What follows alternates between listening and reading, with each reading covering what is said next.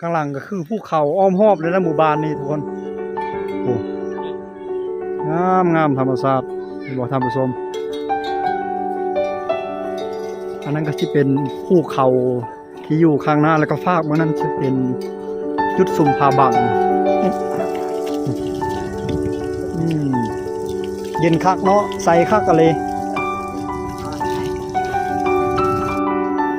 โอ้ยอันนี้ธรรมชาติงามเลยโอ้เย็นคักเลยทางไฟสะคกตามเขาเจาะคกเจาะคกภาพธรรมชาติสวยงาม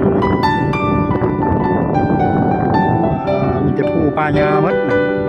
สบายดีท่านผู้ชมทุกคนที่เคารพตอนนี้ทุกคนกำลังอยู่กับซ่องของรัฐคนเดินทางตอนนี้กำลังพาทุกคนมาอยู่ที่บ้านละอ่านใหญ่ตอนนี้นะหมู่บ้านนี้ก็เป็นหมู่บ้านของพี่น้องชนเผ่าบลูซึ่งเป็นหมู่บ้านน้อยๆน่าจะประมาณ28-29หลังคาเรือนเนาะประมาณนั้นแหละได้แยกหมวดเป็นชนเผ่าตรีอยู่กะมีอาชีพการเฮ็ดงัวเฮ็ดสวนการเกษตรปลูกฝังเลี้ยงสัตว์แบบนั้นนะวิถีชีวิตของผู้คนในหมู่บ้านนี้เดี๋ยวแผนกล้องให้เบิ่งรอบๆธรรมชาติงามบรรยากาศกำลังดีตอนนี้เลยอากาศก็เริ่มเย็นลงแล้วเนาะตอนนี้น่าจะประมาณ16องศา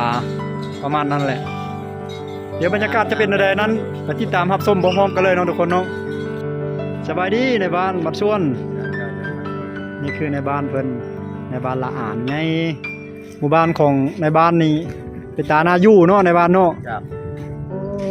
ภาพบรรยากาศภายในหมู่บ้านหาเพียงสะอาดสะอ้างแล้วอันคือว่าแนมเห็นน้ำลิ้นในบ้านน้ำลิ้นนั้นอันลงมาแต่ผู้บ่ได้เนาะจ้ะโอ้เจ้าแล้วอันหมู่บ้านนี้มีสัญญาณโทรศัพท์อยู่บ่ในบ้านมีสัญญาณเวทมีอ๋อมีเป็นบางบ่อนบ่บางบอนยังบางบอนอยู่สัญญาณลาวเด้สัญญาณลาวบ่มีบ้านทึ่งมีสัญญาณลาวเจ้าโอ้ตั้งโต๊ะมีขัดขึ้นผู้พุ่นบ่ขึ้นให้ผู้บ้านเจ้ามาแต่ก่อนมาแต่พุ่นบ่แม่นแล้วมาแต่พุ่นบ้านพุ่นผมนั่นโอ้มีสัญญาณลาวแต่นั้นมีเนาะมีเบอร์ตั้งโต๊ะ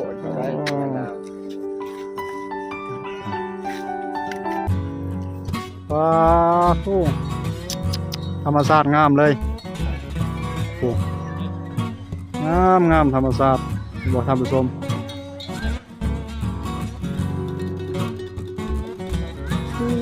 ผู้คนเต็มตอนนี้เวลาประมาณ18 โมงแล้วตอนนี้ประมาณ18 โมง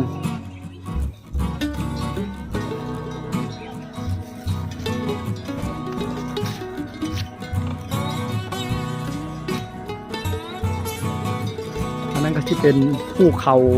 ที่อยู่ข้างหน้าแล้วก็ฟากมันนั้นจะเป็นจุดซุ่มผาบังไปต่ออีกนี่ก็น่าจะประมาณ20-30 ลักนะไกลเติบเลย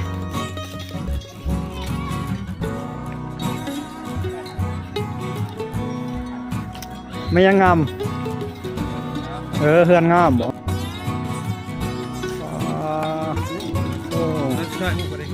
ส่วนหลายเป็นเฮือนแป้นมาเนาะหมู่บ้านนี่อุดมสมบูรณ์ดี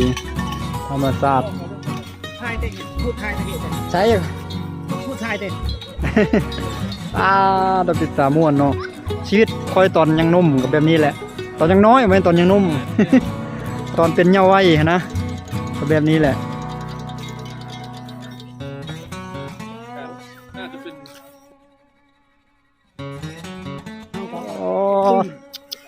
งามลายนะโอ้มีแผงโซลาร์เซลล์เด้อใช้พลังงานแสงอาทิตย์อยู่นี่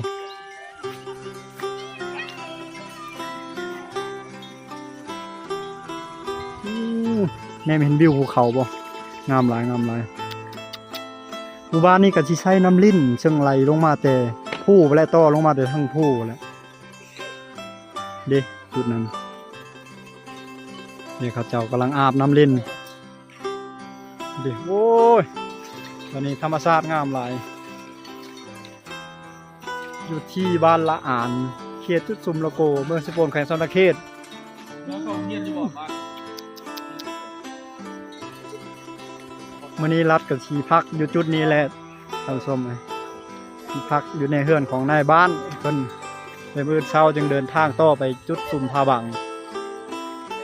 ในภาพบรรยากาศเป็นอะไรนั้นที่นำเสนอให้ทุกคนได้รับชมนำกันเนาะได้รับชมพร้อมๆกันเลย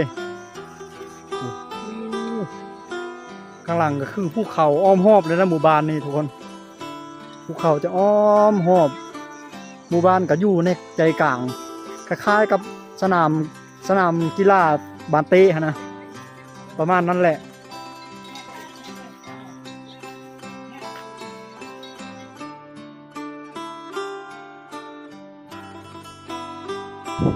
สวยงามเลย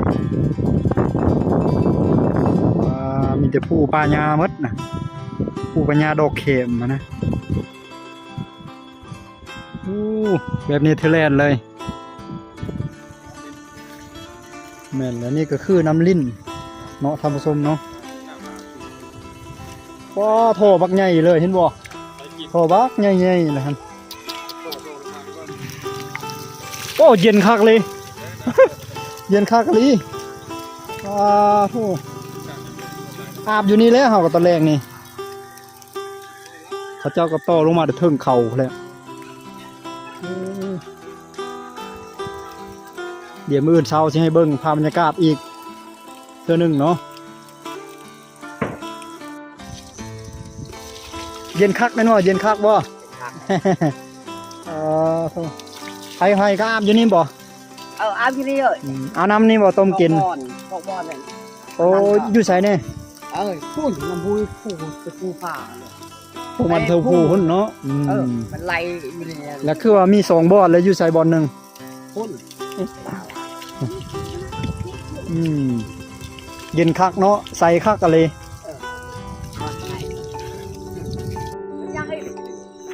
ย่ำอะไรเลยป้าถ่ายเลยไม่ย่ำเพิ่นเฮ็ดหยังนี่จากผู้หญิงจากผู้ชายแล้วได้ของถ่ายมันเลยโอ้เฮ็ดหยังฮะเพิ่นเฮ็ดหยังหั่นเอามาอ๋อ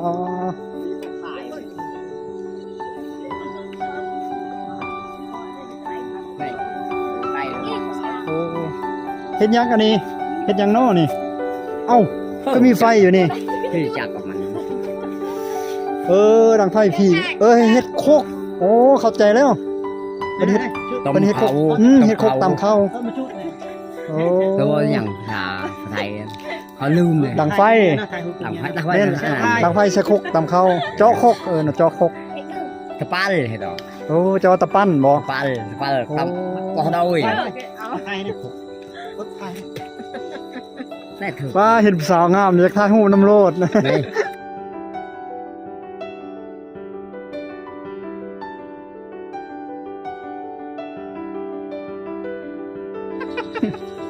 โอ้เขากันคักเลยนี่เจ้าเลยโอเคผู้สาวบ้านเฮานี่ทุกคนเพิ่นอันนี้เจาะโคกนะเพิ่นเจาะโคกตามเขาไม้อันนี้ไม้แล้วเอาไฟจูดจูดให้มันเป็นโกนลงวิธีการหากระหูนี่เป็นทานบักคักเลยอย่าลืมเช้าเจอกันไหมเอาสิถ่ายทอดเรื่องราวดีๆให้ทุกคนได้รับรู้นำกัน